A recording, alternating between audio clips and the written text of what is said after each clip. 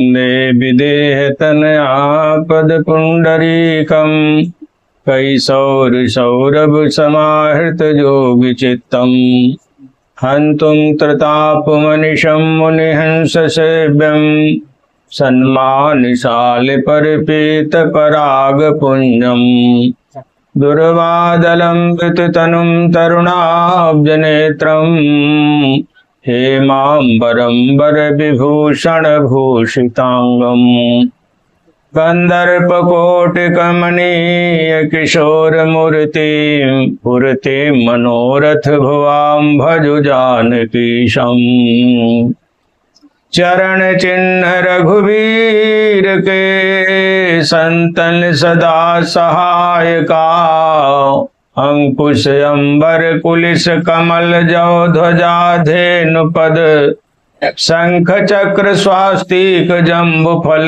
कलश सुधाहृद अर्ध कोण कटकोण मीन बिंदु रधरेखा अष्टकोण त्रैकोण इंद्रधनु पुरुष विशेखा सीतापति पद नित बसत ते मंगलदायका चरण चिन्ह रघुवीर के संतन सदा सहायका सीतानाथ समारंभाम रामानंदार्य मध्यमाम अस्मदाचार्य पर्यंताम वंदे गुरु परंपराम गंगा तरंग रमणीय जटाकलापम गौरी निरंतर विभूषित वाम भागम नारायण प्रिय मनंग मदापहारम वाराणसी पुरपतिं भज विश्वनाथम यत्र यत्र रघुनाथ कीर्तनम तत्र तत्र कृतमस्तकाञ्जलिं बाष्पवारि परिपूर्णलोचनं मारुतिं नमत राक्षसान्तकाम् वंदो तुलसी के चरण जिनकी न्यों जग काज कलि समुद्र बूढ़त लख्यो प्रगट्यो सप्त जहाज यहाँ कलिकाल मलायतन मन कर देख विचार श्री रघुनाथ नाम तजी नाहिन आन आधार। मंगल कामना के लिए हम सभी लोग भगवान नाम संकीर्तन करें। इसके पश्चात भगवत भागवत चर्चा हो। श्री राम जय जय राम, राम जय जय श्री राम जय जय राम, राम जय जय श्री राम जय जय राम, राम जय जय श्री राम जय जय राम, राम जय जय राम, ओम श्री राम जय जय राम, राम जय जय। बोले श्री हनुमान जी महाराज की जय। प्रातःश्रमणीय परम पूज्य पाद कल पावनावतार श्री गोस्वामी तुलसीदास जी महाराज, अनंत बलवंत संत श्री हनुमंतलाल जी, हमारे परम प्रिय भक्त शिष्य श्री अंकुल यादव जी, श्री अंकित यादव जी और हमारे जयपाल यादव जी, हमारे सभी श्रोतागण तथा कथा रसास्वादन परायण महान भाव। कल हम हनुमान जी की चर्चा कर रहे थे, क्योंकि हनुमान जी का ही ये दरबार है। गोस्वामी तुलसीदास जी महाराज हनुमान जी की वंदना करते हैं, बड़ी विलक्षण वंदना। कहा प्रणमो पवन कुमार, खल बन पावक ज्ञान घन, जासु हृदय आगार बसहि राम सर चाप धर। रामायण में गोस्वामी तुलसीदास जी ने सबके चरणों की वंदना की है और हनुमान जी के हृदय की वंदना की है, क्योंकि इनके हृदय में श्री सीताराम जी विराजमान हैं। यदि इनकी कृपा हो जाएगी तो श्री सीताराम जी का सानिध्य हमें प्राप्त हो जाएगा। इसलिए जास हृदय आगार बसहि राम सर चाप धर, पवन कुमार कहकर हनुमान जी की वंदना की, क्योंकि पवन में बहुत से गुणों का वर्णन है। पवन में बल होता है, पवन में वेग होता है, पवन में शब्द होता है, पवन में स्पर्श होता है, और पवन में सबसे बड़ा गुण है पवन के द्वारा सबके प्राणों की रक्षा होती। इसलिए गोस्वामी तुलसीदास जी ने हनुमान जी की वंदना पवन पुत्र कह करके की है। प्रणवो पवन कुमार। बल होता है, सबसे पहला गुण बल का है। हनुमान जी के समान तो संसार में कोई बलवान ही नहीं है। इसलिए सुंदर कांड के प्रारंभ में गोस्वामी तुलसीदास जी ने हनुमान जी के बल का स्मरण किया है। अतुलित बल धामम हेम शैला भदेहम धनुजवन कुशानुम ज्ञान नाम अग्रगण्यम सकल गुण निधानम वानराणाम धीशम रघुपति प्रिय भक्तम बात जातम नमामि। ये अतुलित बल के स्थान है। अतुलित माने अथाह बल है। इनके बल की कहीं से तुलना नहीं की जा सकती है। हनुमान जी के हाथ का बल, हनुमान जी के चरण का बल, हनुमान जी की गर्जना का बल और हनुमान जी का आत्म बल, ये अनंत बल है, अपार बल है। अब हनुमान जी के हाथ में कितना बल है, संक्षेप में कहना चाहता हूं, नहीं तो बाढ़े कथा पार नहीं लाऊं। रामायण में बड़े बड़े योद्धाओं का वर्णन है। लंका में असंख्य योद्धा थे, जिनमें से 3 योद्धा प्रधान थे, एक रावण, एक कुंभकर्ण और एक मेघनाथ। ये अतुलनीय योद्धा थे, लेकिन हनुमान जी की मुष्टिका का तीनों में प्रहार नहीं संभाल सके, तीनों मूर्छित हो गए। रावण के संबंध में सभी लोग जानते हैं। रामायण में भी गोस्वामी तुलसीदास जी ने वर्णन किया है। रावण इतना बलवान था कि रावण के चलने से पृथ्वी कांपती थी। उसने अंगद जी से कहा है, जासु चलत डोलत इमिधरनी चढ़त मत गज जिमि लघु तरनी। रावण की भुजाओं में इतना बल था कि कैलाश पर्वत को भगवान शंकर और माता पार्वती के सहित उठा लिया था। कहो तो कही कैलाश पुनलीन से जाए उठाए, मनोह तौल निज बाहु बल चलाय अमित सुख पाए। ऐसे बलवान रावण के सामने जब हनुमान जी गए तो हनुमान जी ने एक ही मुष्टिका का प्रहार किया था। मुठिका एक ताहि कपि मारा, परउ शैल जनु वज्र प्रहारा। हनुमान जी की मुष्टिका नहीं सहन कर पाया, मूर्छित होकर के जमीन पर गिर पड़ा। दूसरा योद्धा है कुंभकर्ण। यह भी उस समय का अद्वितीय योद्धा था। वाल्मीकि जी ने वाल्मीकि रामायण में लिखा है कि ये 1800 हाथ का लंबा था और 300 हाथ का चौड़ा था। तपस्या काल में जब ब्रह्मा जी इसके सामने गए तो ये मांगना चाहता था 6 महीने जगें और 1 दिन सोवें, लेकिन ब्रह्मा जी ने देखा यदि नित्य ये भोजन करेगा, नित्य खाना खाएगा तो सारा संसार खा जाएगा। ब्रह्मा जी ने विचार किया, इसकी बुद्धि प्रेरित कर दें, जो मांगना चाहता है इसके उल्टा करवा दें। तो सरस्वती जी का आवाहन किया। सरस्वती जी से कहा, जाओ इसके कंठ पर बैठ जाओ, ये जो मांगना चाहता है इसके विपरीत मंगवा दो। शारद प्रेरिता सुमति फेरी, इसलिए मांगी सी नींद मास खटकेरी।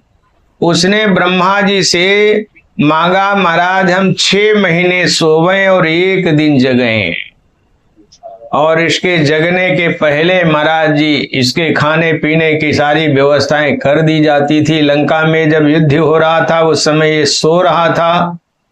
रावण जगाने के लिए गया, बहुत से राक्षसों को साथ में लेकर के नाना उपाय करके कुंभकर्ण को जब जगाया है, और कुंभकर्ण जग करके बैठा, रावण को देखा और पूछा कि भैया क्या कारण है, आज आप उदास क्यों हो? तो रावण ने सारी घटना सुनाई, जिस प्रकार से उसने सीता जी का हरण किया था। हमने शूर्पणखा के नाक कटने से लेकर के यहाँ तक की सारी कथा सुनाई और कहा कि हमने शूर्पणखा की नाक कान कटने के प्रतिशोध में उनकी पत्नी का हरण किया है, इसलिए उन्होंने बंदर भालुओं की सेना तैयार करके लंका पर चढ़ाई कर दी है और प्रधान योद्धा मारे गए हैं।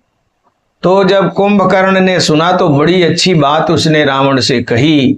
उसने कहा ये तुमने अच्छा नहीं किया, तुमने जिनका हरण किया है वो जगत की माता हैं, तो हमारी भी माता हुई और तुम्हारी भी माता हुई। कहा भल न कीन तय निश्चर नाहा, अब मोहि आय जगाय सिकाहा। अजहू तात त्यागी अभिमाना, भजौ राम होई कल्याणा। रावण ने देखा कि एक भाई तो शत्रु से मिल ही गया है विभीषण, और यह भी साधु जैसी भाषा, साधु जैसा उपदेश दे रहा है, तो उसकी बुद्धि भ्रष्ट करने के लिए रावण ने बहुत सारा शराब मंगाया, सैकड़ों घड़े शराब और बहुत सारा मांस मंगाया। कुंभकर्ण ने मांस खाया और ऊपर से जब शराब पिया तो उसकी बुद्धि भ्रष्ट हो गई। तो वही रावण के सामने कहता है मैं चल करके राम को देखता हूं समरांगण में। ऐसा मतवाला होकर के चला है महाराज, सेना को साथ में नहीं लिया, अकेला ही बहुत था। कुंभकर्ण दुर्मद रन रंगा, चला दुर्ग तज सेन संगा। सेना की कोई जरूरत नहीं है, अकेला ही बहुत था, इसलिए बंदर भालू सब पूंछ दबा दबा करके भगे इसको देख करके। और जो बंदर भालू सामने पड़ जाते हैं उनको पकड़ करके अपने मुख में झोंक लेता है। बंदर भालू पेट में जाते हैं घूम टहल करके, बहुत से बंदर कान से कूद पड़ते हैं और बहुत से नाक से वापस आ जाते हैं। क्योंकि आप कल्पना करिए जब 1800 हाथ का लंबा है तो उसके नाक के छिद्र और कान के छिद्र भी तो उसी हिसाब के होने। जो 1800 हाथ लंबा है तो कान के छेद 2-3 हाथ तो के होंगे ही, इसलिए कान से सब वापस आ जाते हैं बंदर भालू। कोट कोट कप धर धर खाई, जन टीणी गिर गुहा समाई। अंगदादि कवि मूर्छित कर समेत सुग्रीव, अंगद आदि सुग्रीव सभी को मूर्छित कर दिया था, ऐसा बलवान योद्धा था। लेकिन हनुमान जी के सामने गया तो हनुमान जी ने बस मुष्टिका का प्रहार किया। हनुमान जी ने गदा का प्रहार तो किसी राक्षस के ऊपर मेरे ख्याल से किया ही नहीं, ऐसा कहीं वर्णन ही नहीं है। पहले टीवी टावी में आप लोगों ने देखा होगा कि हनुमान जी गदा लेकर के युद्ध कर रहे हैं, लेकिन उनके शरीर में इतनी ताकत है गदा की कोई जरूरत ही नहीं। तो कुंभकर्ण के ऊपर मुठिका एक महाकपि हन्यऊ, पर्यो धरन व्याकुल सिर धुन्यऊ। हनुमान जी की मुष्टिका का प्रहार नहीं सहन कर पाया। तीसरा योद्धा है मेघनाद, तीसरा योद्धा मेघनाद है महाराज। ये उस समय का अद्वितीय योद्धा था, रावण से ज्यादा बलवान मेघनाद था। इसने तो देवराज इंद्र को बंदी बना लिया था। देवता लोग जितना रावण से डरते थे उससे कई गुने ज्यादा मेघनाद से डरते थे। इसने लक्ष्मण जी को शक्ति मार करके मूर्छित कर दिया था। कोई साधारण योद्धा नहीं था। लेकिन हनुमान जी के सामने जब गया तो हनुमान जी मुठिका हमारे चढ़ा तरु जाए, ताहि एक क्षण मूर्छाए। यह भी मूर्छित हो गया। तो हनुमान जी ने तो थोड़ा सा बल अपना दिखा दिया था, ठीक से मुष्टिका मारते तो तीनों रसातल चले जाते, क्योंकि हनुमान जी के मुष्टिका में कितना बल है उसका तो अनुमान आज तक कोई लगा ही नहीं पाया। विद्वानों ने कल्पना की है हनुमान जी की मुष्टिका में कितना बल है, तो कहा 60,000 हाथी का बल एक ऐरावत में होता है। ऐरावत जिस पर इंद्र सवारी करता है उस हाथी का नाम ऐरावत है। तो 60,000 हाथियों का बल एक ऐरावत में होता है और 60,000 ऐरावत का बल एक इंद्र में होता है।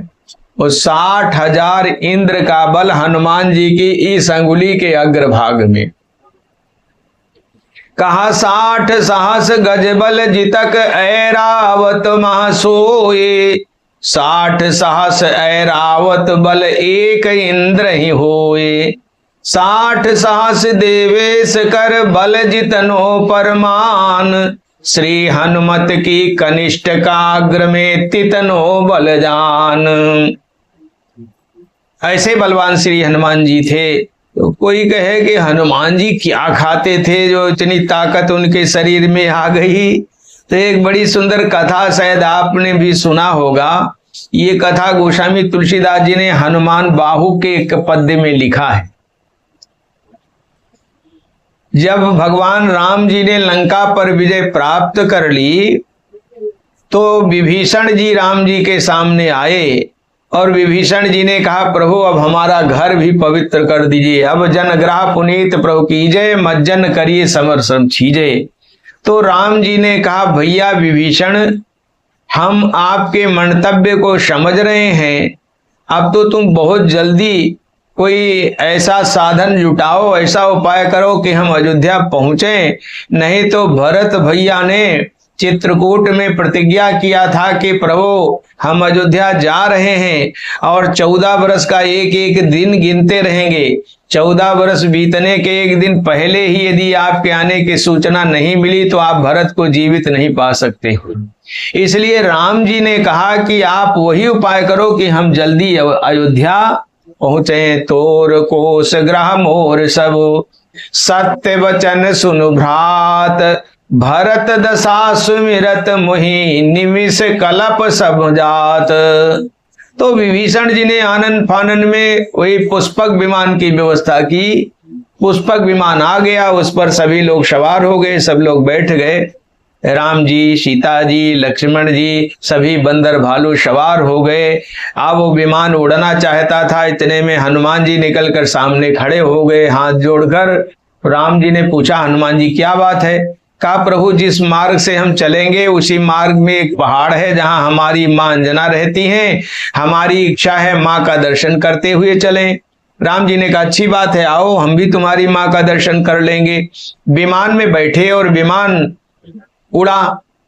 उड़ते उड़ते वहां पहुंचा जहां पर वो पहाड़ था जहां अंजना मां रहती थी। हनुमान जी ने कहा, प्रभु यही हमारी मां रहती हैं। तो विमान को नीचे उतारा गया, देखा मां एक गुफा के दरवाजे पर बैठी हैं। हनुमान जी ने साष्टांग प्रणाम किया, मां ने आशीर्वाद दिया। फिर बारी बारी से सभी लोग प्रणाम करते हैं, हनुमान जी सबका परिचय देते हैं। माँ ये हमारे प्रभु राम जी हैं, ये जानकी माता जी हैं, ये लक्ष्मण जी हैं, ये नल हैं, नील हैं, ये अंगद हैं, ये जामवंत हैं। माँ सबको आशीर्वाद देती है। विभीषण जी का नंबर आया। विभीषण जी ने जब प्रणाम किया तो हनुमान जी बोले, माँ ये हमारे महाराज लंकेश हैं। तो लंकेश का नाम सुन करके मां चौकन्नी हुई, बोली, अरे लंकेश यहाँ, रावण कैसे आ गया? हनुमान जी ने कहा, मां रावण अब नहीं है पृथ्वी पर, रावण तो मारा गया, अब रावण के भाई विभीषण लंकेश बनाए गए हैं। तो मां ने पूछा, रावण तो बड़ा बलवान था, रावण को किसने मारा? और हनुमान जी ने सारी घटना बताई कि रावण ने बड़ा एक जघन्य अपराध किया था, उसने माता सीता का हरण किया था। इसलिए भगवान प्रभु श्री राम जी बंदर भालुओं की सेना एकत्रित करके लंका पर चढ़ाई किए। उसके पूर्व में बहुत सारे बंदर सुग्रीव ने चारों दिशाओं में भेजा था और दक्षिण दिशा में जो बंदर भेजे गए थे उसमें से एक मैं भी था। 1 महीना बीत गया खोजते खोजते, और जटायु के भाई संपाति के द्वारा जब सूचना मिली कि समुद्र के उस पार लंका है, लंका में अशोक वाटिका है, अशोक वाटिका में सीता जी बैठी हुई है, मैं यहां से देख रहा हूं, भाई जो उस पार जा सके वो जाए, सीता जी का पता लगाए। तो श्री जामवंत जी ने हमें प्रेरित किया, हनुमान जी तुम जा सकते हो। हनुमान जी उस पार गए। ये कथा हनुमान जी अपनी माँ को सुना रहे हैं। मैं वहां गया, विभीषण से मिला, माता सीता से मिला, और बढ़िया मीठे मीठे फल खाया, सूचना राम जी को सुनाई। तब राम जी ने सेना तैयार करके लंका पर चढ़ाई की।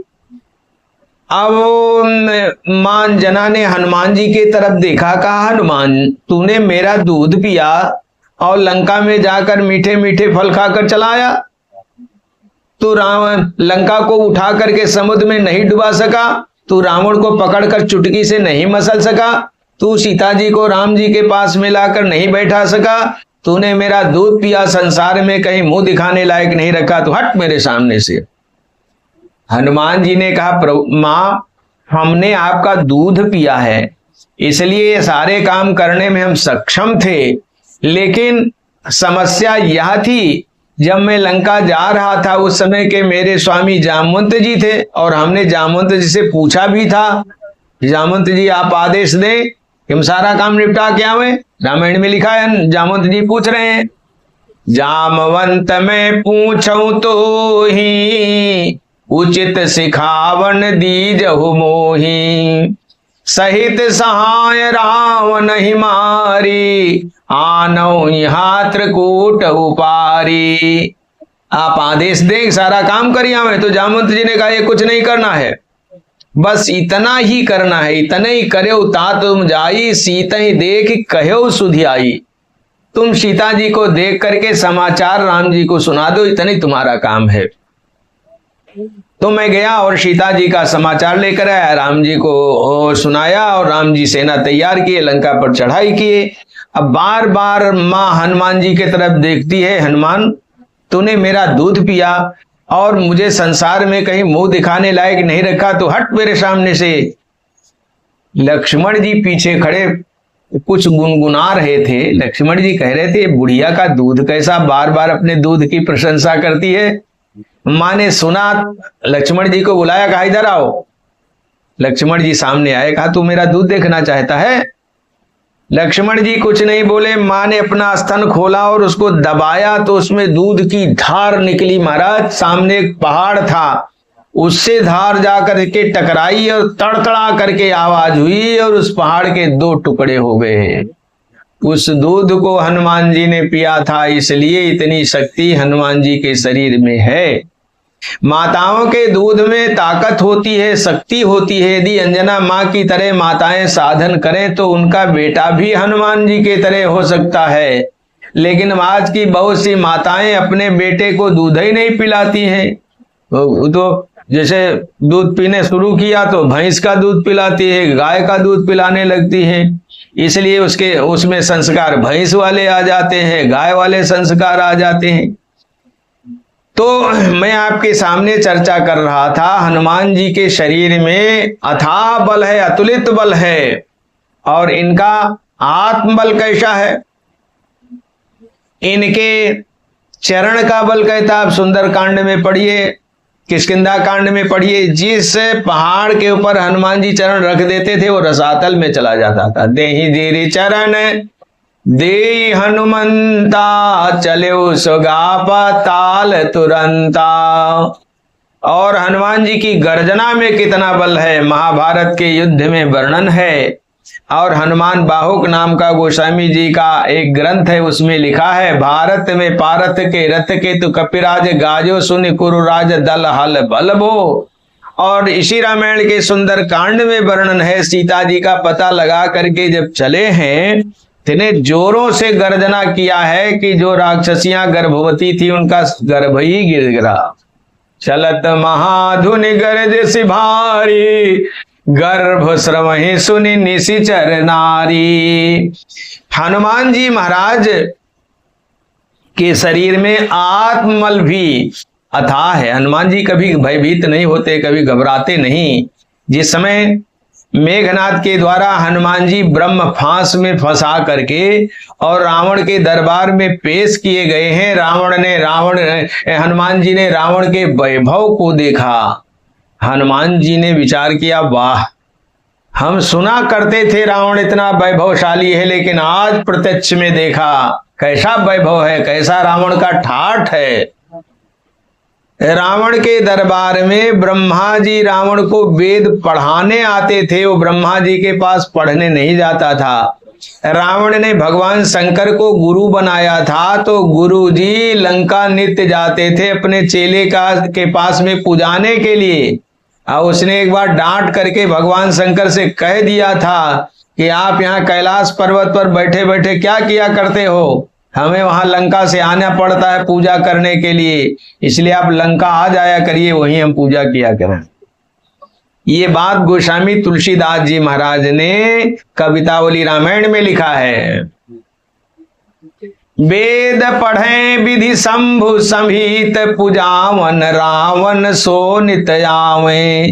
दानव देव दयावन दीन दुखी, दिन दूरी ते सिर नावे। ऐसे हूँ भाग भगे 10 भालत, जो प्रभुता कवि को विद गावे।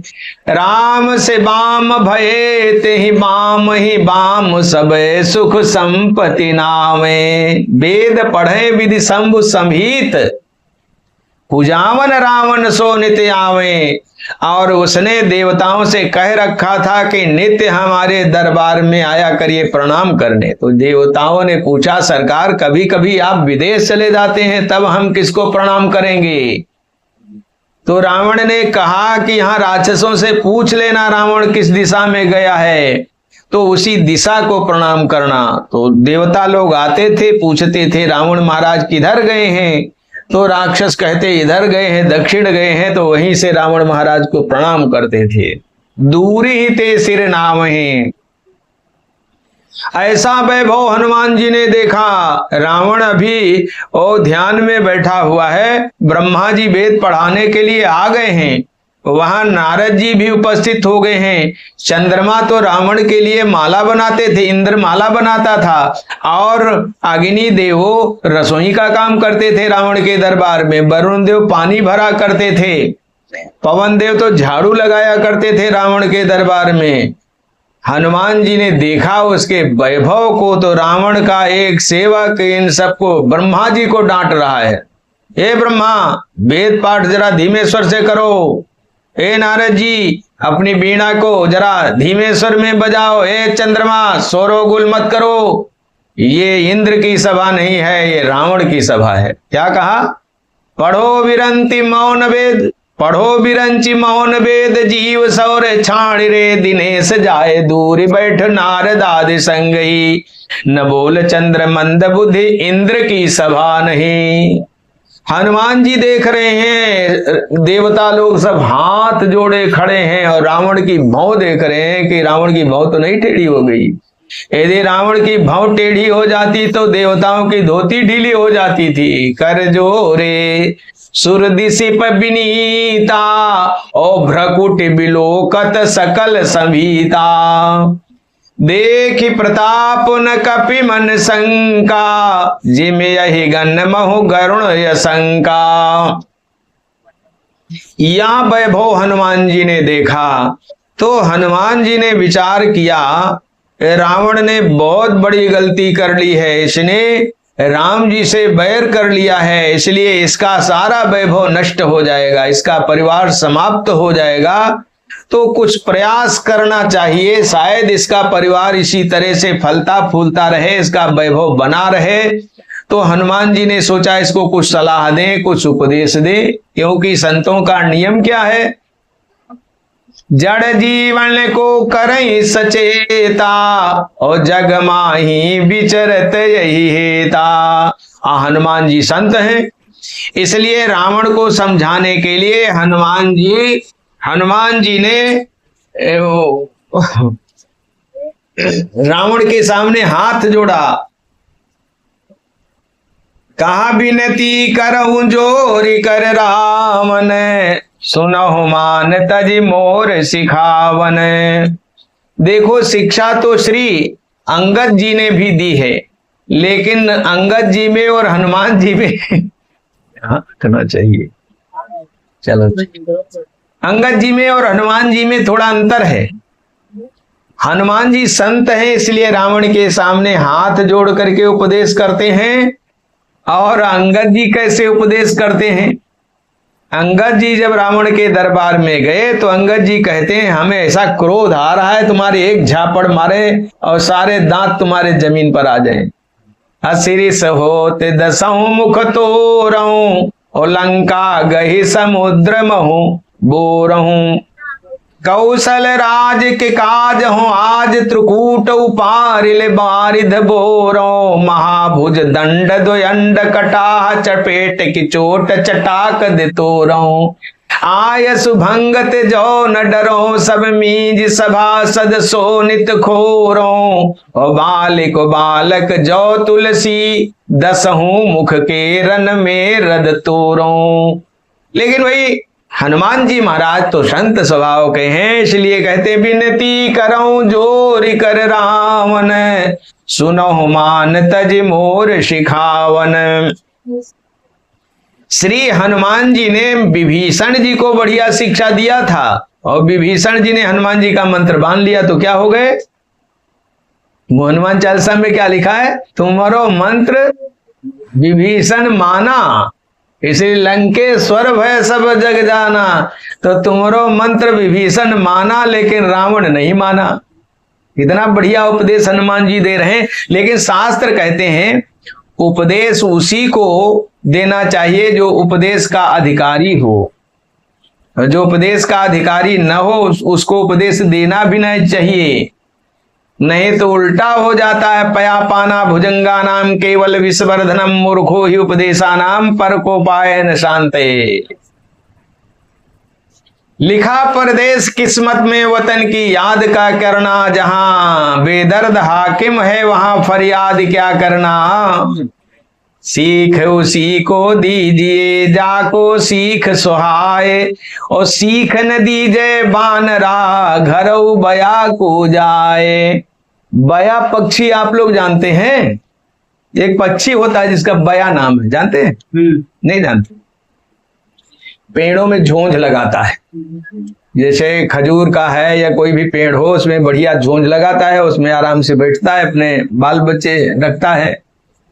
तो पानी बरस रहा था एक खजूर में, उसने झोंझ लगाया था, आराम से बैठा था, और नीचे बंदर पानी में भीग रहा था। तो ऊपर से बया पक्षी बोला कि तुम तो आदमी जैसे हो, आदमी जैसे तुम्हारे हाथ पैर हैं, तुम क्या अपने लिए झोपड़ी नहीं बना सकते हो? और हम तो देखो पक्षी हैं, बढ़िया अपना मकान बनाए, एक भी बूंदी नहीं गिर रही। तो बंदर ने कहा अच्छा रुको, पानी बंद हो तब बताऊं। थोड़ी देर में पानी बंद हुआ तो उसने छलांग लगाया और उसके झोंझ को नोच फोच करके फेंक दिया। कहा लो हमारे जैसे हो गए। तो कहते हैं सीख उसी को दीजिए जाको सीख सुहाए, सीख न दीजिए बानरा घरो बया को जाए। तो श्री हनुमान जी महाराज रावण को शिक्षा दे रहे हैं, लेकिन रावण हनुमान जी की शिक्षा को कहां मानने वाला है? वो तो महाअभिमानी है। इसलिए हनुमान जी कहते हैं विनती करो जोरि कर रावण, सुनहु मान तज मोर शिखावन। क्या शिक्षा है? कहा मोह मूल बहुसूल पद त्यागहु तम अभिमान, भजौ राम रघुनायक कृपा सिंधु भगवान। मोह का मूल कारण जो अभिमान है, इसको त्याग करके भगवान का भजन करिए। ये शिक्षा सभी के लिए है, केवल रावण के लिए ही नहीं है। क्योंकि मोह सकल व्याधिन कर मूला, तेहते पुण्य उपजय बहुसूला। तो मोह मूल बहुसूल पद त्यागो तम अभिमान, और भजो राम रघुनायक कृपा सिंधु भगवान। रावण भगवान को भगवान नहीं मानता है। हनुमान जी कहते हैं नहीं, भगवान हमारे राम जी भगवान है। भगवान किसे कहते हैं? जिसमें 6 ऐश्वर्य होते हैं उसे भगवान कहा जाता है। जिसमें श्री हो, जिसमें ऐश्वर्य हो, जिसमें धर्म हो, जिसमें यश हो, जिसमें ज्ञान हो, जिसमें वैराग्य हो, उसे भगवान कहते हैं। तो भगवान राम जी में ये छइयों हैं, श्री ऐश्वर्य विराग मोक्ष धर्म यश ज्ञान, ये खड़बकी खान जो ते ही कहिए भगवान। इसलिए हनुमान जी ने कहा भजऊ राम होई कल्याणा। रावण ने हनुमान जी की शिक्षा नहीं मानी। गोस्वामी तुलसीदास जी कहते हैं यद्यपि कही कपि अति हितबानी, भगत विवेक विरति नैसानी। यद्यप हनुमान जी ने बहुत अच्छी बात कही, भक्ति में वाणी हनुमान जी की है और ज्ञान में वाणी हनुमान जी की है, वैराग्य में और नीति में हनुमान जी की वाणी है, लेकिन रावण हनुमान जी का कोई सम्मान नहीं किया। ये नियम है, अच्छी बात कोई भी सभा में कहे तो उसका सम्मान करना चाहिए। तो यहाँ जब कोई सभासद नहीं बोला, रावण भी नहीं बोला, तो ये कवि का संबोधन है। यद्यपि कही कपि अति हितबानी, ये कवि कह रहे हैं। ऐसे विभीषण जी ने भी बड़ी अच्छी बात रावण की सभा में कही थी। आप विभीषण जी की बात का किसी ने समर्थन नहीं किया तो वहां भी कवि ही समर्थन करते हैं। क्या विभीषण जी ने कहा था रावण से? तात चरण गही मांगऊ राखो मोर दुलार, सीता देहु राम कहूं अहित न होए तुम्हार। तो वहां भी विभीषण जी का समर्थन किसी ने नहीं किया तो कवि समर्थन करते हैं। बुद्ध विवेक श्रुति सम्मत बानी, कही विभीषण नीति बखानी। श्री हनुमान जी ने जब उपदेश दिया तो रावण मुस्कराया, मुस्करा करके कहा वो हम बड़े सौभाग्यशाली हैं। बोला बिहसी महाअभिमानी, मिला हम ही कपि गुरु बड़ा ज्ञानी। कहा किसी को मनुष्य गुरु मिलता है, किसी को साधु गुरु मिलता है, किसी को देवता गुरु मिलता है, लेकिन हमारा सौभाग्य देखो बंदर गुरु मिला हमको और बड़ी बढ़िया शिक्षा दे रहा है। मिला हमें कपि गुरु बड़ा ज्ञानी। रावण ने व्यंग किया है लेकिन है वास्तविकता बात। वास्तविकता क्या है? हनुमान जी कौन है ये कोई कोई जानता है। हनुमान जी साक्षात भगवान शंकर हैं। शंकर जी ही हनुमान जी के रूप में आए हैं। जान राम सेवा सरस समुझ करब हनुमान, पुरखाते सेवक भय और हरते भय हनुमान। तो रावण ने कहा ना मिला हमें कपि गुरु बड़ ज्ञानी, और भगवान शंकर कैसे हैं? माता पार्वती कहती हैं तुम त्रिभुवन गुरु वेद बखाना, आन जीव पावर का जाना।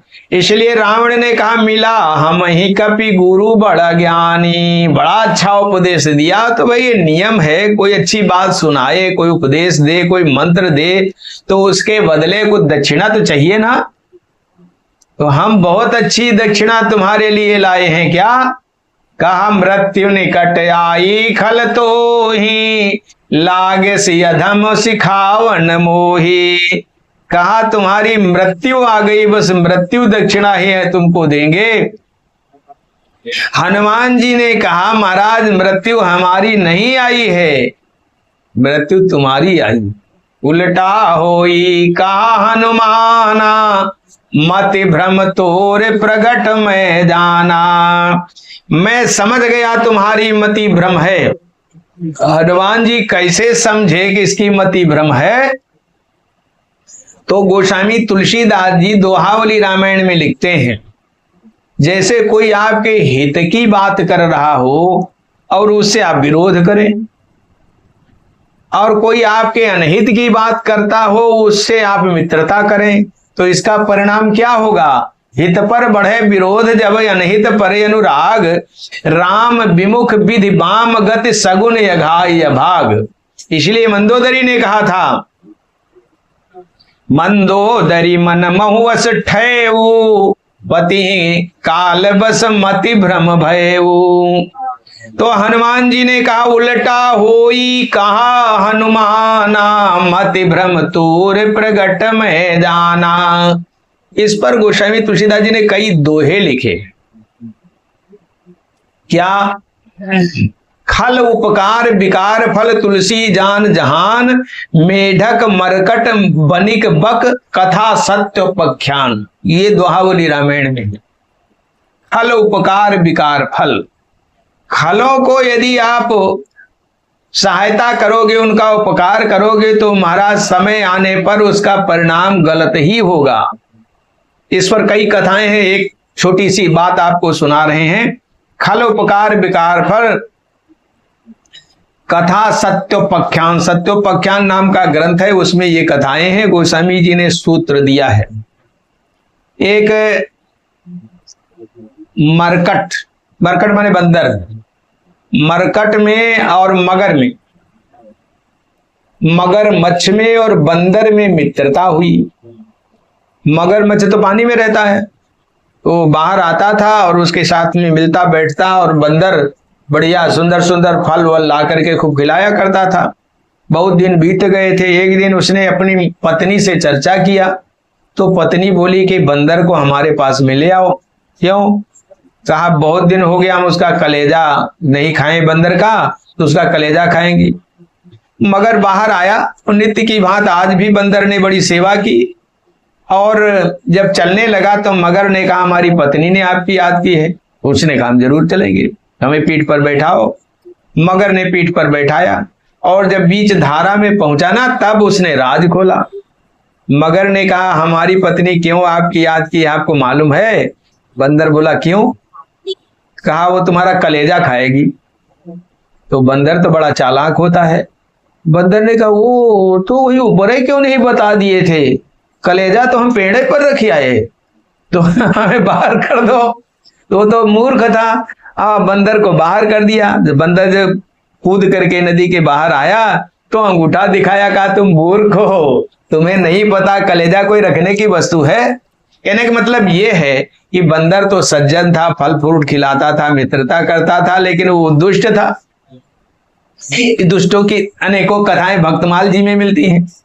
एक सूर जा रहा था, ये जेठ का महीना था, वो टेकते हुए जा रहा था।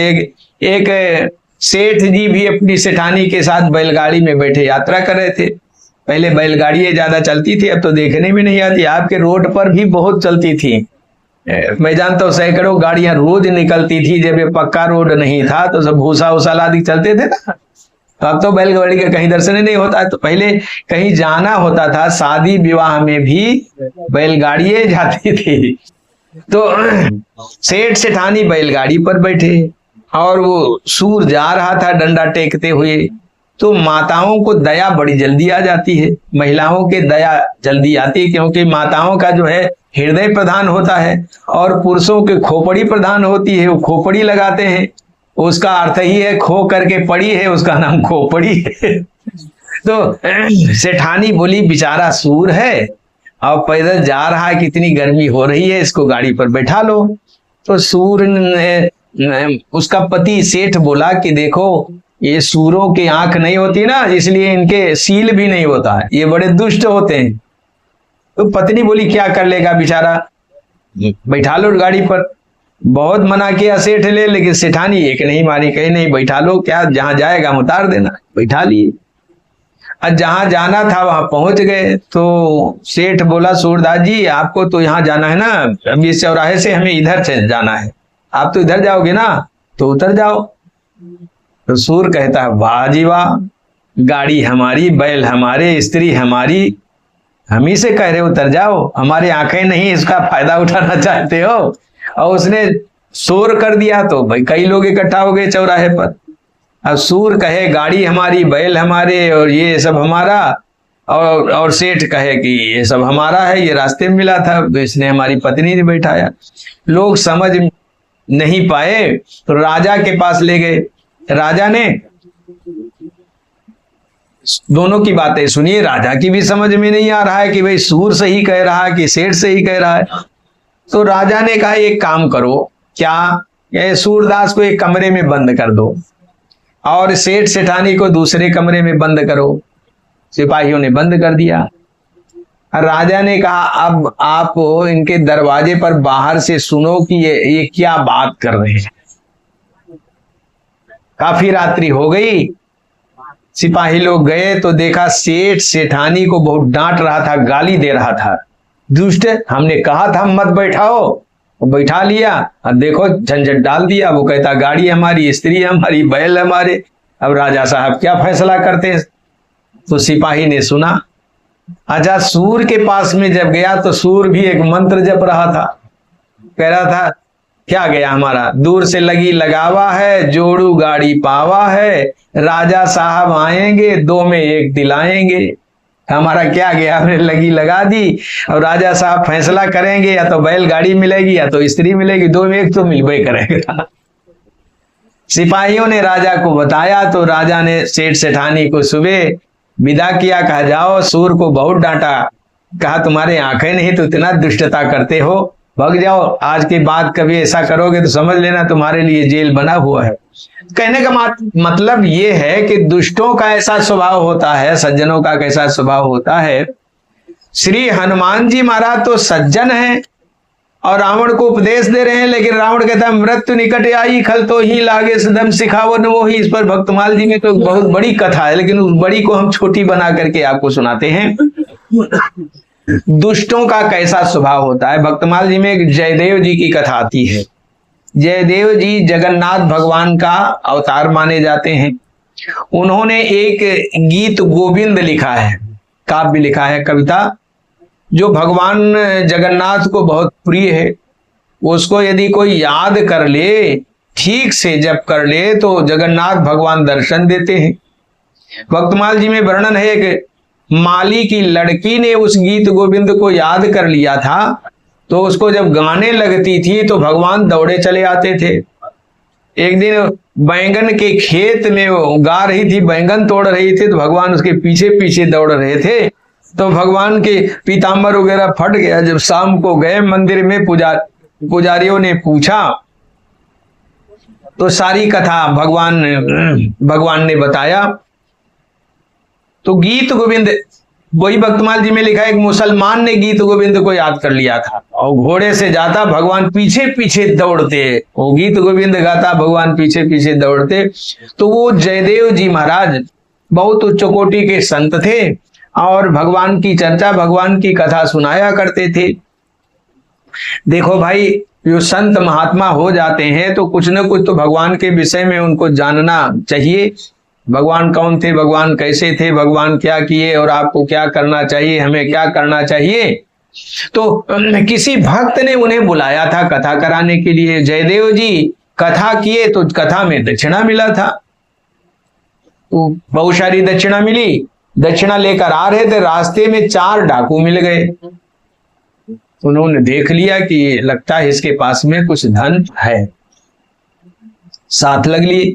कुछ दूर गए, महात्मा ने पूछा आप लोग कहाँ जाओगे, आप कहाँ जाओगे। तो जयदेव जी बोले हम तो बाजार जाएंगे। बोले हम भी बाजार जाएंगे। तो जयदेव जी ने कहा हमारे पास कुछ धन है, इसको ले लो, हमारा भी थोड़ा सामान ले लेना। तो जो कुछ था सब दे दिए थे। अब वो डाकू कुछ दूर गए, फिर खड़े हो गए, सोचने लगे कि ये साधु नहीं दुष्ट मालूम पड़ता है। अभी तो दे दिया है, अब जाएगा थाने में, चौकी पर जाएगा तो अभी पुलिस हमें पकड़ेगी, तो धन तो जाएगा ही और हम लोग जेल में चले जाएंगे। तो क्या किया जाए। तो किसी ने कहा चलो इसको मार डाला जाए। तो किसी डाकू ने कहा जिसका धन लिया जाता है उस पर प्राण नहीं लिए जाते हैं, इसलिए प्राण मत लो, कोई दूसरा दंड दे दो। तो किसी डाकू ने कहा ऐसा करो, इसके हाथ पैर काट करके कुएं में डाल दो। इस पर सब सहमत हो गए, वापस आए और जयदेव जी के हाथ पैर काट करके कुएं में डाल दिए, चले गए। उस समय के बाद राजा शिकार खेलने जा रहा था, उसके साथ में कई सिपाही थे। कुएं से आवाज आ रही थी, वो भगवान का नाम ले रहे थे, राम राम कर रहे थे। राजा ने देखा, झांक करके सिपाहियों से निकलवाया, पूछा महाराज ये आपके हाथ पर किसने काटा। जयदेव जी ने कहा हमारे जन्म से ही ऐसे थे, यद्यप खून से लथपथ थे, फिर भी उन्होंने बताया नहीं किसने हाथ काटी। ले गया, सेवा बा किया तो उनके हाथ जोड़ से ढूंढे, पैर वैसे रहे और खूब सेवा करने लगे। जब एकदम स्वस्थ हो गए तो राजा ने कहा महाराज क्या आपकी सेवा करें? तो जयदेव जी ने कहा हमारी सेवा तो हो ही रही, आप संत सेवा करो, क्योंकि शास्त्र कहते हैं यदि कोई भगवान को पाना चाहता हो तो संतों की सेवा करे। यदि हरि मिलन की आस है तो हरिजन गुण गाओ, नाहे तो भूजे बीज जो जन्म जन्म पछताओ। तो संत सेवा होने लगी, धीरे धीरे प्रचार हो गया, चारों तरफ से साधु महात्मा लोग शिव आने लगे, खूब बढ़िया भोजन मिलता है और बढ़िया दक्षिणा मिलती है। धीरे धीरे प्रचार हो गया चारों तरफ, खूब संत महात्मा आने लगे। अच्छा, वो डाकू जो महात्मा के हाथ पैर काट लिए थे, जब तक धन था तब तक तो खूब खाए पिए, इसके बाद वो भूखों मरने लगे और कहीं लात घात भी नहीं लगता। तो विचार किए अब क्या करें हम लोग। तो मन में आया, तीनों चारों ने कहा कि एक राजा के यहाँ संत सेवा होती है, हम लोग संत बन जाते हैं तो कम से कम पेट तो भरेगा। तो चारों साधु का रूप धारण कर लिए, डुप्लीकेट साधु बने। पहुंचे दरवाजे पर, राजा ने देखा और जयदेव जी ने भी देखा, जाकर के चोरों ने प्रणाम किया। जयदेव जी ने राजा को कहा महाराज आप कितने सौभाग्यशाली हैं, देखो आज हमारे बड़े गुरु भाई आ गए, इनकी सेवा ठीक तरह से होनी चाहिए। तो राजा ने कहा हमारा हो भाग्य, यदि आपके गुरु भाई हैं तो हमारे गुरु समान हैं, तो इनकी सेवा राजमहल में होगी। जहां रानियां रहती थी राजमहल में उनका आसन लगवाया गया। रानियां अपने हाथों से उनके कपड़े धोती हैं और रानियां उनको हलवा पूड़ी खूब खिलाती हैं, पैर दबाती हैं, बड़ी सेवा हो रही है। कई दिन बीत गए लेकिन वो हलवा पूड़ी रबड़ी मलाई उनके शरीर में नहीं लगता।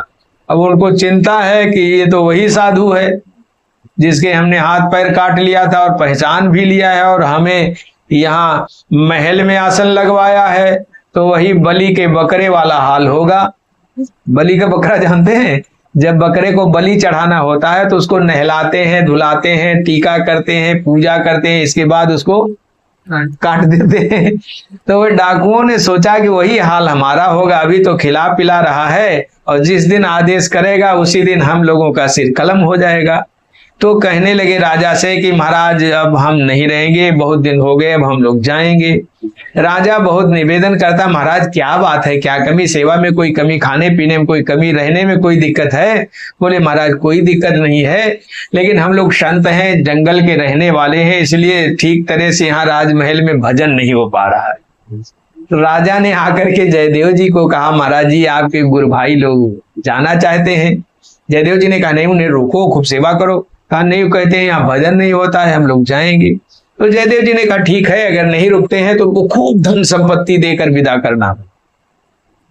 हीरे मोती जवाहरात के खूब गट्ठर बांध दिए गए, सिपाही लोग दूर तक भेजने गए। रास्ते पे सिपाहियों ने कुछ चर्चा कर दी।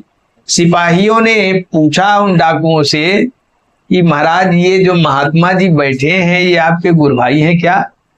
डाकुओं ने कहा हमारे गुरु भाई नहीं है, बात ऐसी है, ऐसी सेवा इसलिए करवाई है, इसमें एक रहस्य है। क्या रहस्य महाराज बताइए? कहा हम चारों लोग और वो महात्मा जी जो हैं जिनके हाथ पैर नहीं है ना, हम लोग ये राजा के यहाँ नौकरी करते थे, तो इन्होंने कोई बहुत बड़ा अपराध किया था जिनके हाथ पैर नहीं है, तो राजा ने इनको फांसी की सजा दी थी और हम लोगों से कहा ले जाओ इसको जंगल में, इसका सिर कलम करके फेंक देना, वहीं कौवे चिड़िए सब खा जाएंगे। हम लोग जंगल में गए तो इनको मारना चाहते थे, तो ये हाथ जोड़ने लगे, बोले भैया आप लोग हमारे साथी हो, कृपा कर दो, हमारे प्राण मत लो और कोई दंड दे दो। तो हमारे दया आ गई, इसलिए हम लोगों ने इनके हाथ पैर काट करके छोड़ दिया था, वही उपकार के बदले हमारी इतनी सेवा इन्होंने करवाई। अब ये बात तो भगवान से भी नहीं सहन हुई, ये बात पूरी होते ही होते जमीन फट गई और वे चारों जमीन में समाहित हो गए। अब सिपाही वापस आए, जयदेव जी से बोले महाराज वो जो आपके गुरु भाई लोग आए थे उनसे हमने ऐसी चर्चा कर दी, तो उन्होंने कहा कि हम लोगों ने उनके ऊपर कृपा कर दी थी, उनके प्राण नहीं लिया, इसलिए हमारी इतनी सेवा कराई। ऐसा कहते ही जमीन फटी, वो जमीन में समाहित हो गए अब जयदेव जी को बड़ा कष्ट हुआ, वो अपने जो डूंडे हाथ थे, अरे ऐसा तुमने क्यों कहा, उनके सामने ऐसा क्यों कहा, बेचारों को कितना कष्ट हुआ होगा, जमीन में धंस गए, ऐसा क्यों कहा। और ऐसे हाथ जो कर रहे थे हाथ पैर, तो उनके हाथ पैर जैसे पहले थे वैसे हो गए। और राजा को सूचना मिली, राजा दौड़ करके आया और प्रणाम किया, कहा गुरुदेव जी कैसा रहस्य है, वे आपके गुरु भाई थे और कैसे पृथ्वी में समाहित हो गए, और फिर उनकी बात आपको सुनाई गई तो आपके हाथ पैर ज्यों के त्यों हो गए, ये रहस्य की बात बताइए। तब जयदेव जी ने कहा महाराज वे संत नहीं थे, वो डाकू थे, और हम कहीं से कथा सुन करके आ रहे थे, हमारे पीछे लग गए थे और हमने उनको धन दे दिया था, फिर भी उनसे नहीं रहा गया, तो वो लोग हमारे हाथ पैर काट करके कुएं में डाल दिए थे, ऐसी बात है। हम आपको कहना क्या चाहते हैं कि देखो जयदेव जी सज्जन थे, संत थे, उन्होंने अपना सर्वस्व दे दिया था, लेकिन उन दुष्टों ने फिर भी जयदेव जी के हाथ पैर काट करके कुएं में डाल दिया। तो वैसे हनुमान जी महाराज संत हैं, इसीलिए हम रावण को उपदेश दे रहे हैं, लेकिन रावण कहता है तुम्हारी मृत्यु आ गई है। हनुमान जी ने कहा मृत्यु हमारी नहीं, मृत्यु तुम्हारी आई है, उल्टा होई कहा हनुमाना, मति भ्रम तोर प्रगट में जाना, सुनि कपि बचन बहुत मुसखिसियाना, अबेगिन हरऊ मूढ़ कर प्राणा। ये नियम है, हमसे आपसे विवाद यदि हो रहा है और विवाद में उत्तर मिलता जाएगा तो क्रोध नहीं बढ़ेगा, और जब उत्तर नहीं खोज पाएंगे तब क्रोध बढ़ेगा। हनुमान जी के वचनों का उत्तर रावण नहीं खोज पाया, इसलिए राक्षसों को आदेश दिया बेगिन हरऊ मूढ़ कर प्राणा, इसके प्राण ले लो। राक्षस लोग हनुमान जी के तरफ दौड़े मारने के लिए। क्यों दौड़े? यदि नहीं दौड़ते तो रावण स्वयं मार देता, और रावण पापी है, रावण के हाथों से मरने पर नरक होता, इसलिए दौड़े। सुनत निशाचर मारन धाये, सचिवन सहित विभीषण आए। देखो एक बड़ी विलक्षण बात है, जैसे आपसे कहा जाए कि इनको आप अंकुल जी को मारो, तो आपको मारना शुरू कर देना चाहिए, दौड़ना चाहिए। यहां गोस्वामी जी लिखते हैं सुनत निशाचर मारन धाये। धाये का मतलब क्या है? ये राक्षस सब रहस्य की बात जानते हैं। ये राक्षस सब वही हैं जो मेघनाद के साथ में गए थे। कहां? बाग में, जहां हनुमान जी फल खा रहे थे, बाग उजाड़ रहे थे, एक पेड़ पर बैठे थे, तो मेघनाद जब गया है, मेघनाद ने ब्रह्मास्त्र का प्रहार किया है, और हनुमान जी महाराज जब नीचे गिरे हैं तो कितने राक्षसों को अपने नीचे दबा दिया था, कितने को विकलांग कर दिया था। ब्रह्मबान कपि कहूं तेहि मारा, और परत्यु मार कटक संघारा। उसी में से बचे बचाए राक्षस लोग हैं, हनुमान जी के पराक्रम को देख चुके हैं, इसलिए दूर बैठे थे, हनुमान जी से विचार कर रहे थे कहीं ऐसा न हो ये बंदर किसी तरह पूंछ भी घुमा देगा तो कितने लोग विकलांग हो जाएंगे, इसलिए पास में नहीं थे। पास में होते तो मारने लगते ना। तो इसलिए गोस्वामी जी कहते हैं सुनत निशाचर मारन धाये, दौड़े थे, लेकिन संजोग की बात उसी समय विभीषण जी आ गए।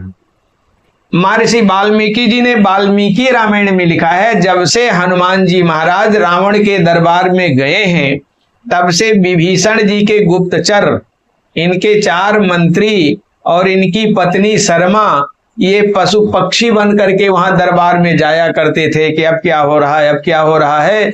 विभीषण जी को सब समाचार सुनाते हैं। अब विभीषण जी को सूचना मिली कि हनुमान जी महाराज रावण को उपदेश दे रहे हैं, तो विभीषण जी ने सोचा रावण अभिमानी है, रावण किसी का उपदेश सुनता नहीं है, कहीं वाद विवाद न हो जाए, बात आगे न बढ़ जाए, इसलिए विभीषण जी चल पड़े थे। संयोग की बात देखिए, इधर आदेश मिला था कि बंदर को मार डालो, राक्षस दौड़े और विभीषण का आना हो गया। ठहरो ठहरो ठहरो ठहरो ठहरो। जो राक्षस जहां थे वहीं पर खड़े हो गए। क्योंकि विभीषण जी का सभी राक्षस सम्मान करते थे। सही बात तो ये है कि विभीषण जी लंका के शासक थे। एक प्रकार से विभीषण जी लंका के शासक थे। जब रावण कहीं विदेश चला जाता था तो श्री विभीषण जी ही सारी व्यवस्था करते थे, राज्य का संचालन करते थे, शासन प्रणाली इनके हाथ में थी। इस बात को तो स्वयं रावण ने कहा है। जब विभीषण जी भगवान की शरण में चले गए हैं ना, सुंदरकांड में आप पढ़ते होंगे, तो रावण ने पीछे से अपने दूतों को सुखसारण को भेजा और कहा देखो ये कहाँ गया है, जो इसको शरण रखेगा उसके परिवार के सहित हम सबको नष्ट कर देंगे। तो दूत जब गए और देखा कि विभीषण जी का राम जी ने बड़ा सम्मान किया है, वापस आए तो दूतों से पूछता है कि बताओ वो तपस्वियों का क्या हाल चाल है। कहु तपसिन कहे बात बहोरी, जिनके हृदय त्रास अति मोरी। इसके बाद वो विभीषण का समाचार पूछता है। विभीषण कैसा है? अब यहाँ करत राज कर रहा था, करत राज लंका सठ त्यागी, लंका में राज्य कर रहा था, उसको वो 60 दुष्ट त्याग करके चला गया, तो उसका हाल क्या होगा? कोई जौ कर कीट अभागी। यहाँ देहात में तो कहावत है, लोग क्या कहते हैं, जौ के साथ घुन भी पीस लिया। तो वही बात यहाँ रामायण में लिखी है। रावण कहता है होई जौ कर कीट अभागी, माने राम जी की सेना जो बंदर भालू है उनको रावण जौ के समान समझ रहा है, तो जौ के साथ में विभीषण जी घून के समान उसे पिस जाएंगे। करत राज लंका सठ त्यागे, इसलिए ये राक्षस विभीषण जी का सम्मान करते थे। जब विभीषण जी ने कहा ठहरो, तो जो जहां थे वहीं ठहर गए। इसके बाद विभीषण जी ने जाकर रावण को हाथ जोड़कर प्रणाम किया और कहा कि भैया, दूत को प्राण दंड देना ये नीति के विरुद्ध। नीति ये नहीं कहती है कि दूत को प्राण दंड दिया जाए।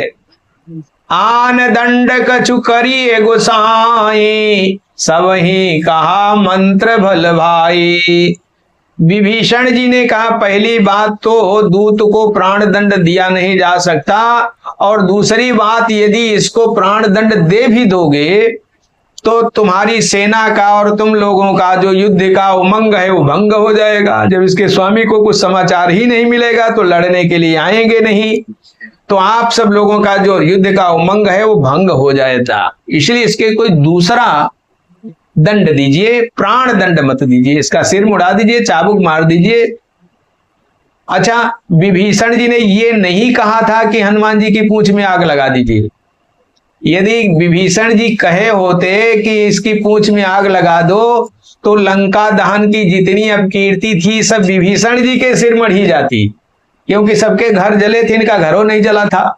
तो सभी राक्षस कहते हैं कि हमारे घर जलने में इनकी अनुमति थी, इनकी इच्छा थी, इनकी सहमति थी। देखो सबका घर जला, इनका घर नहीं जला। जारा नगर निमिष गमाही, एक विभीषण कर गिराना ही। इसलिए विभीषण जी ने ये नहीं कहा कि बंदर की पूंछ में आग लगा दो। क्या कहा? आन दंड कछु करिए गोसाई, तो सब ही कहा मंत्र बल भाई। रावण ने विभीषण की बात को माना। सुनत बिहा से बोला दस कंधर, अंग भंग करी पठइय बंदर। रावण ने कहा, विभीषण ने बहुत अच्छी बात कही,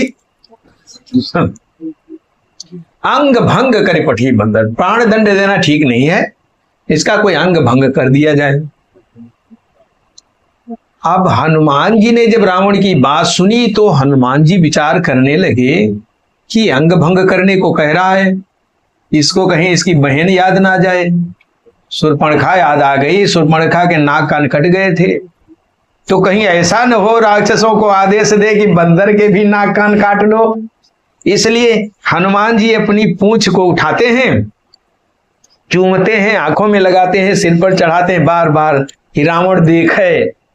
तो रावण ने हनुमान जी के तरफ देखा, कहा वो बंदर को पूंछ बहुत प्रिय होती है, कप के ममता पूंछ पर सब ही कहूं समझाए, तेल बोरी पट बांध पुनि पावक देहु लगाए। बंदर की ममता पूंछ पर होती है, वीरों की ममता मूछ पर होती है। एक महात्मा कहते थे आजकल लोग मूछ नहीं रखाते हैं तो ममता नाक पर चली गई। किसी को ज्यादा परेशान करना हो तो एक मुष्टिका मारो नाक पर, तो फिर देखो मरने के लिए तैयार हो जाएगा।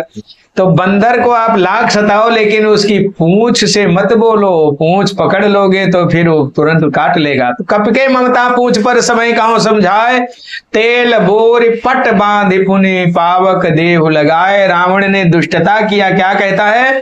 तेल बोर, पट माने वस्त्र भी होता है और पट माने आपके यहाँ की कहावत है, हमें पट से चले जाएंगे, पट से आ जाएंगे, है? तो तेल बोर पट, वस्त्र को पहले तेल में बोर लीजिए। क्या मतलब है? रावण ने कहा यदि सूखा कपड़ा बांधा जाएगा और ऊपर से तेल डाला जाएगा तो नीचे तक भीग नहीं पाएगा, तो अच्छी तरह से पूंछ नहीं जलेगी, इसलिए कपड़े को भिगा भिगा करके तब बांधो। तेल बोर पट बांध पुनि पावक देहु लगाए, तो पूंछहीन वानर तहाँ जाए, तब सठ निज नाथ लई आए। वैसे तो इसके स्वामी नहीं आते, लेकिन जब इसकी पूंछ जला दी जाएगी, जली हुई पूंछ अपने स्वामी को दिखाएगा तो इसके स्वामी उत्तेजित हो जाएंगे, आवेश में चल पड़ेंगे, तो हम लोगों को युद्ध करने का आनंद मिलेगा। तब सठ निज नाथ लई आई, जिनके कीन्ही से बहुत बड़ाई, तो देखूं मैं तिनके प्रभुताई। पहले जो हमने चौपाई सुनाई उसमें संदेह रह गया। क्या? हनुमान जी के एक नाथ दूसरे भी हैं। कौन? सुग्रीव जी। तो वो रावण कहता नहीं सुग्रीव की प्रभुता नहीं देखेंगे। इस चौपाई में स्पष्ट कर रहा है कि जिनके कीन्ही से बहुत बड़ाई, देखूं मैं तिनके प्रभुताई। जिनकी इसने बड़ाई की है उनकी प्रभुता को हम देखना चाहते हैं। और बड़ाई हनुमान जी ने किसकी की रावण के दरबार में? राम जी की बड़ाई की है। सुनो रामन ब्रह्मांड निकाया, पाई जासु बल बिरचति माया, जाके बल बिरंच हरीसा, पालच सृजत हरत दस सीसा। इसलिए कहा जिनके कीनिस बहुत बड़ाई, देखो मैं तिनके प्रस्ताई। अब हनुमान जी को बड़ी प्रसन्नता हुई। बचन सुनत कपि मन मुस्काना, भई सहाय सारद में जाना। बड़ी विलक्षण बात है। क्या? हनुमान जी मन में मुस्कुराए। आप कहेंगे एकदम प्रत्यक्ष क्यों नहीं हंसे? तो उसमें रहस्य था। यदि हनुमान जी प्रत्यक्ष हंसते खिलखिला करके तो ये जो पूंछ जलाने की योजना बन रही थी ना, ये फेल हो जाती। बंदर राक्षस लोग सोचते हैं कि अरे ये तो हंस रहा है, ये कुछ गड़बड़ करेगा, इसलिए इसकी पूंछ मत जलाओ। इसलिए हनुमान जी मन में मुस्कुराए। बचन सुनत कपि मन मुस्काना। दूसरा भाव है मन में मुस्कुराने का। हनुमान जी मन में क्यों मुस्कुराए? इसलिए मुस्कुराए कि भाई किसी का घर जलाना, खेत जलाना, खलिहान जलाना ये तो बहुत बड़ा पाप होता है, ताताई का काम होता है। लेकिन जब ये हमारी पूंछ में आग लगाएंगे तो अपनी पूंछ को बुझाने के लिए हम सबके घर में घुसेंगे, इधर उधर दौड़ेंगे, अपनी पूंछ को पटकेंगे कि भाई जैसे कैसे हमारे प्राण बच जाएं। तो इनके घर जल जाएंगे, हमें दोष भी नहीं लगेगा। हम जानबूझ करके तो हम जला नहीं रहे हैं, अपने प्राण बचाने के लिए जला रहे हैं। लेकिन बड़ी विलक्षण बात यह है, सोना कभी जलता नहीं। रामा अवतार में दो काम बड़े विलक्षण हुए। क्या? सोना कभी जलता नहीं और पत्थर कभी पानी पर तैरता नहीं। यही भगवान की भगवत्ता है कि हनुमान जी ने सोने की नगरी को जला दिया, वो धू धू करके जल रही है जैसे पेट्रोल जल रहा हो। और पत्थर कभी डूबता नहीं, तो पत्थर का पुल बनवाया गया ना सेतुबंध रामेश्वरम में, इसलिए हनुमान जी मुस्कुराए। बचन सुनत कपि मन मुस्काना, भई सहाय सारद में जाना। दूसरा भाव मुस्कुराने का, तीसरा भाव मुस्कुराने का यह भी है, हनुमान जी महाराज जब अशोक पेड़ के ऊपर बैठे थे, जिस पेड़ के ऊपर सीता जी बैठी थी, उसी समय रावण आया और रावण ने सीता जी को नाना प्रकार से पहले प्रलोभन दिया। और इसके बाद जब महारानी किशोरी जी ने समुचित उत्तर दिया तो रावण ने भय दर्शन दिखाया, कहा देखो 1 महीने का समय दे रहे हैं, 1 महीने के अंदर हमारी बात नहीं मानी तो इस कृपाण से आपके धड़ को, सिर को धड़ से अलग कर देंगे।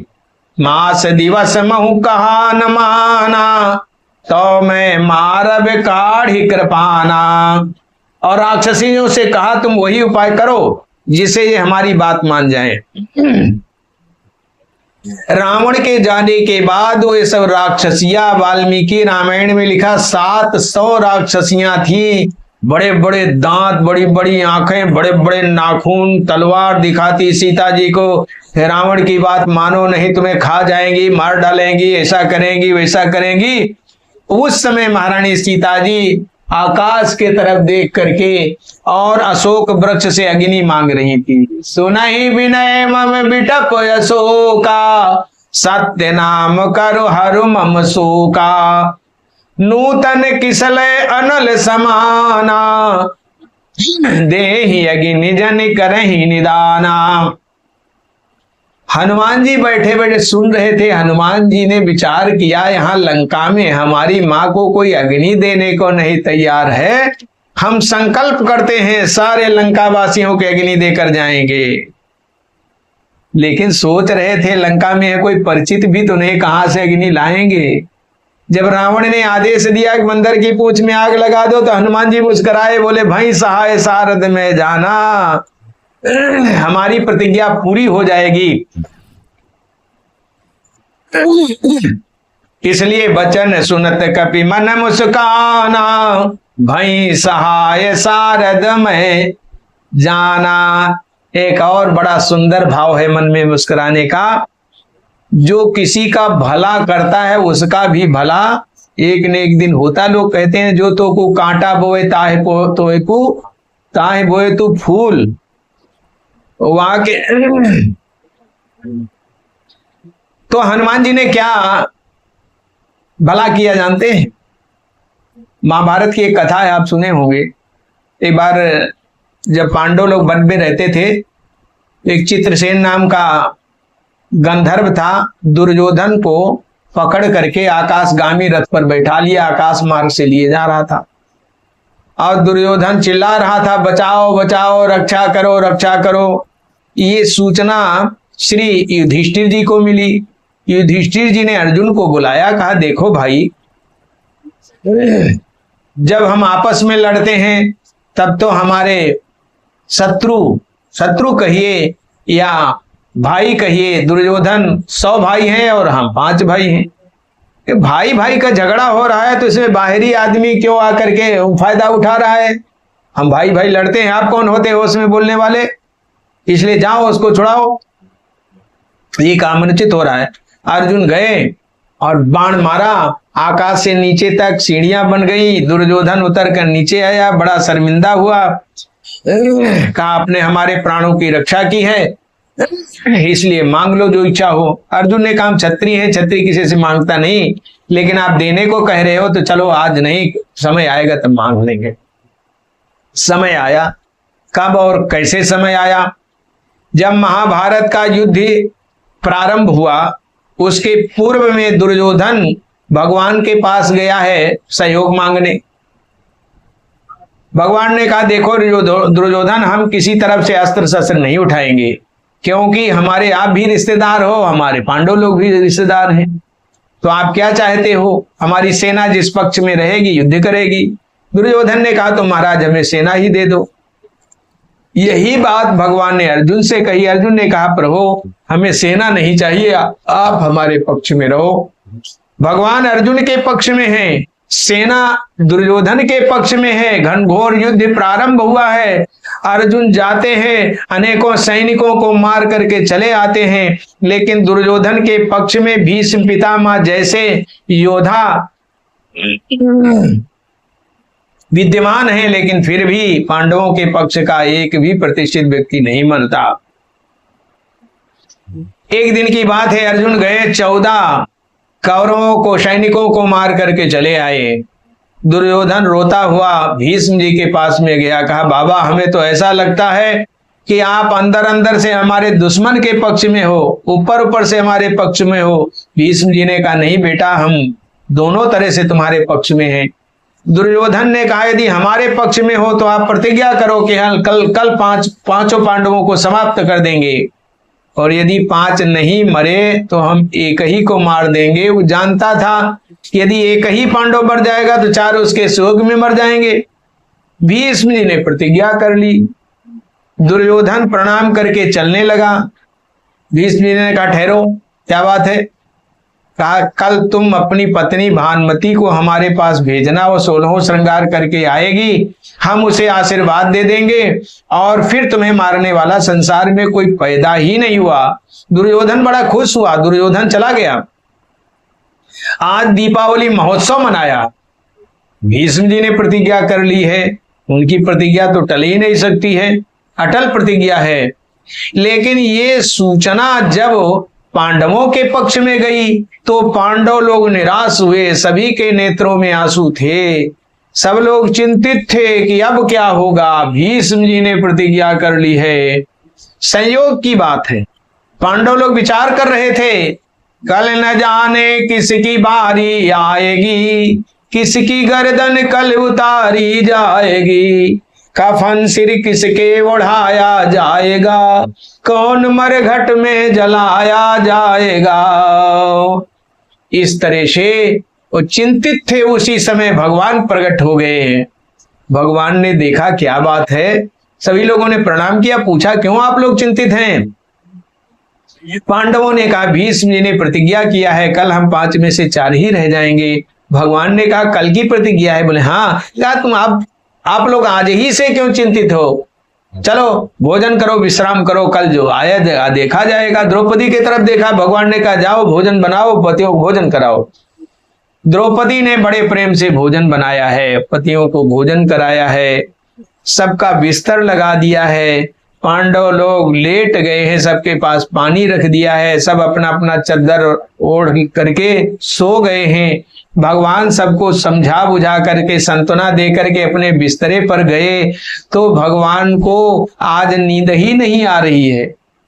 कवि लिखते हैं आराम करा करके सबको जब अपने खेमे में आए, धीरज उनको दे बैठे थे, उनकी चिंता दिल में लाए, रक्षा उनकी किस तरह करूं युक्तियां सोचते जाते हैं, उठते करवटे बदलते हैं, नहीं चैन घड़ी भर पाते हैं। भगवान को नींद नहीं आ रही, कभी इस करवट कभी उस करवट, अंत तो गत्वा उठ पड़े। भगवान गए कहाँ? जहां पांडवों के शिविर लगे हुए थे। भीष्म जी ने जाकर के दुर्योधन जी को देखा, भगवान ने अर्जुन को देखा। सबसे पहले युधिष्ठिर के शिविर में गए, फिर भीमसेन के शिविर में गए, वो भी खर्राटा लगा रहे हैं। अब भगवान पहुंचे अर्जुन के शिविर में तो वो भी सो रहे हैं। भगवान अर्जुन के पैरों के तरफ खड़े होकर के चद्दर को खींचा और अर्जुन ने आंखें खोली, हाथ जोड़ा, कहा प्रभु भीष्म जी से लड़ना पड़ता है, रात में तो विश्राम कर लेने दो। भगवान ने कहा भीष्म ने प्रतिज्ञा किया है कल तुम 5 में से 4 ही रह जाओगे और आप लोगों को कोई चिंता ही नहीं है। अर्जुन ने कहा प्रभु जब आप चिंता करने वाले जीवित हैं तो हम लोगों को क्या चिंता, तो हमें सोने दो। चद्दर खींच लिया, सो गए। अब भगवान दौड़े दौड़े द्रौपदी के पास में गए, दरवाजा खटखटाए और बोले बहन क्या सो गई हो? द्रौपदी ने कहा नहीं भैया अभी तो हम लेटी भी नहीं। कहा बड़ी विलक्षण बात देख करके आ रहा हूं। क्या? कहा भीष्म जी ने प्रतिज्ञा किया है कल 5 में से एक को निश्चित समाप्त कर देंगे, और उधर तुम्हारे पतियों को देख कर आ रहे हैं, वो सब आनंद से सो रहे हैं, कोई चिंता ही नहीं, कोई विचार ही नहीं। द्रौपदी ने मुस्कुरा करके कहा भैया जब आप जग ही रहे हो तो हमारे पतियों को सोने दीजिए। भगवान ने कहा बहन एक काम कर सकती हो क्या? कहा 16 श्रृंगार करके हमारे साथ में चल सकती हो। द्रौपदी ने कहा भैया ये किस शास्त्र की बात कर रहे हो, एक सौभाग्यवती स्त्री और अर्धरात्रि में 16 श्रृंगार करके घर से बाहर जाए। भगवान ने कहा बहन दलील मत करो, और समय बहुत कम बचा है, श्रृंगार करो। द्रौपदी ने 16 श्रृंगार किया।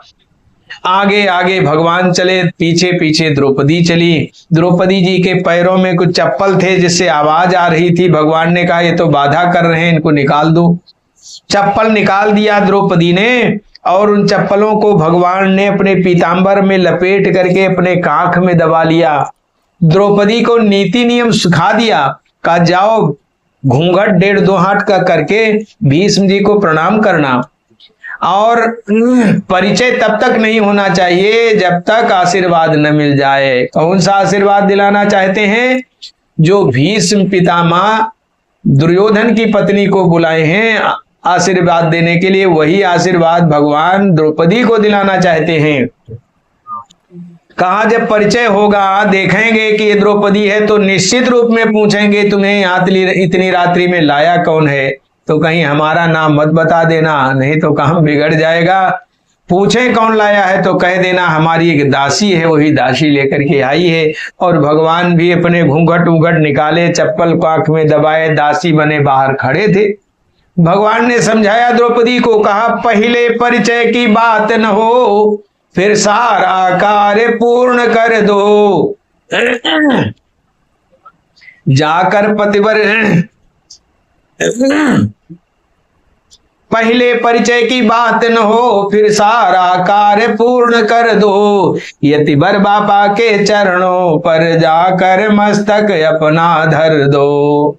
इधर क्या था? कहा प्रातः की बेला में बाबा भीष्म की लगी समाधि थी, मन हर चरणों में लीन हुआ, नहीं कोई वहां उपाधि थी। द्रौपदी ने जाकर सिर टेका, चरणों में वीर पितामह के, चरणों पर गिरा कौन देखूं, बाबा भीष्म एकदम चौंके। द्रौपदी ने जब प्रणाम किया, भीष्म ने आंखें खोली, उन्होंने सोचा कि दुर्योधन की पत्नी आ गई। क्या देखते हैं? देखा एक सधवा नारी है, चरणों पर शीश झुकाती है, तन की रंगी साड़ी उसके सधवा तन को सधवापन को बतलाती है। आशीर्वाद मुँह से निकला, सौभाग्यवती होए बेटी, तेरे हाथों की मेहंदी का ना रंग कभी उतरे बेटी। जब ये आशीर्वाद मिल गया तब द्रौपदी ने अपना घूंघट उलट दिया, मुस्कुराकर बोली बाबा ये क्या आशीर्वाद दे रहे हो, सौभाग्यवती हो, पुत्रवती हो। सुनकर द्रौपदी बोल पड़ी, बाबा ये क्या फरमाते हो, कल और आज कुछ और कहा, तुम सत्यवादी कहलाते हो। कल तो आपने प्रतिज्ञा किया है कि 5 में से एक को निश्चित मार देंगे, और आज आप सौभाग्यवती होने का आशीर्वाद भी दे रहे हो। मेरी समझ में नहीं आ रहा है कल वाली बात सत्य होगी कि आज वाली बात सत्य होगी। कहा मेरे 5 पतियों में से यदि एक भी मारा जाएगा तो आशीर्वाद तेरा बाबा क्या झूठा नहीं कहाएगा। सिंदूर मेरी जो मांग कहे, बाणों से उसे उड़ाओ ना, मेहंदी की लाली रहने दो, साड़ी का रंग उड़ाओ ना। अब भीष्म जी ने गौर से देखा तो वो भानुमति नहीं है, तो द्रौपदी है। अब आया होश पितामह को, तो हाथों से माला छूट गई, प्रभु के चरणों में लगी हुई चतचोर समाधि टूट गई। बोलो बेटी इन प्रश्नों का उत्तर पीछे दे पाऊंगा, तेरे सुहाग दुर्भाग्य का निर्णय पीछे बतलाऊंगा। एक बात खटकती है दिल में, हैरान है जिसने कर डाला। पहले ये बतलाओ बेटी, वो कहाँ तुझे लाने वाला। कहा बेटी पहले ये बताओ, यहां तक तुम्हें इतनी रात्रि में लाया कौन है। द्रौपदी ने कहा बाबा हमारी एक दासी है, वही लेकर आई है। समझ गए कौन दासी हो सकती है। कहा बेटी पहले दासी का दर्शन कराओ। आगे आगे द्रौपदी, पीछे पीछे भीष्म जी चलते हैं। क्या कहते हैं, पुत्री तुमने मेरे कुल को इतना पवित्र कर डाला है, पहरा तेरा देता होगा जो विश्व रचाने वाला है। बूढ़ा होने को आया है, अब भी गई नहीं चोरी, नित नई नीतियां चलता है, हमसे चोरी तुमसे चोरी। बाहर आकर के देखा द्योढ़ी का दृश्य निराला है, पीतांबर का घूंघट डाले वो खड़ा बांसुरी वाला है। चरणों में आकर लिपट गए, छलिया छलने को आया है, भक्तों के हित कारण ही दासी का बेश बनाया है। कहते हैं द्रौपदी के चप्पल थे पीतांबर के कोने में, थे मस्त कन्हैया हंसने में और लीन पिता महारोने में। शायद चप्पल देख पड़ रहे होंगे, पीतांबर लटक रहा होगा। भीष्म जी ने इसे खींचा, जब चप्पल जमीन पर गिरे तो भगवान की हंसी रोकने से नहीं रुक सकी। भीष्म जी रोने लगे और रो करके बगल में देखा द्रौपदी को और कहा बेटी अब जाओ, तुम्हारे पतियों को कौन मार सकता है।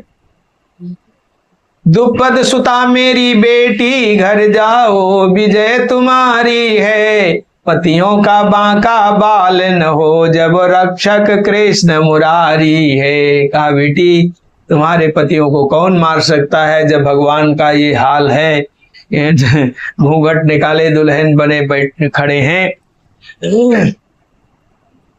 तो मैं आपके सामने चर्चा यह कर रहा था कि जो भला करता है उसका भला होता है। अब पांडवों ने भला किया था तो पांडवों का भला हुआ। पीछे को महाभारत में वर्णन है, जो भीष्म जी प्रतिज्ञा करके बाण लिए बैठे हुए थे उसका क्या हो। तो भगवान से अर्जुन ने पूछा प्रभु अब क्या करें। कहा आप जाइए, तुम्हारी जो थाती दुर्योधन के पास में रखी है उसमें दुर्योधन के राजसी वस्त्र मांग लीजिए और उनको धारण करके जाओ। धीमे स्वर में कहो कि बाबा अब आपने प्रतिज्ञा कर ही लिया है, बाण हमें दे दो, हम ही पांडवों को मार देंगे। दुर्योधन के पास गए, दुर्योधन ने वस्त्र दे दिया, अर्जुन ने धारण किया और बाण मांग लिया। अर्थात जो भला करता है उसका भला होता है।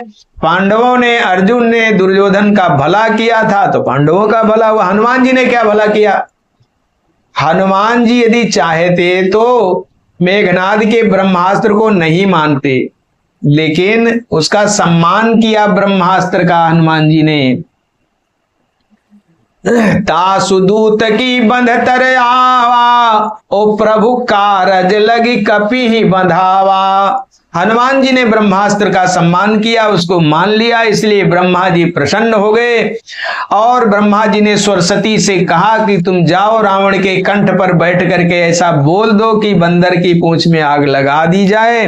तो रावण ने जब ऐसा आदेश दिया, कपि के ममता पूंछ पर सबे कहो समझाए, तेल वो रिपट बांध पुन पावक देव लगाए। तो हनुमान जी महाराज प्रसन्न होकर के मुस्कुराए। बचन सुनत कपि मन मुस्काना, भई सहाय सारद में जाना। अब आगे जात धान सुन रावण बचना, लागे रचय मूढ़ सोई रचना। आज इतने का लागे फिर चर्चा होगी। श्री राम जय राम जय जय राम।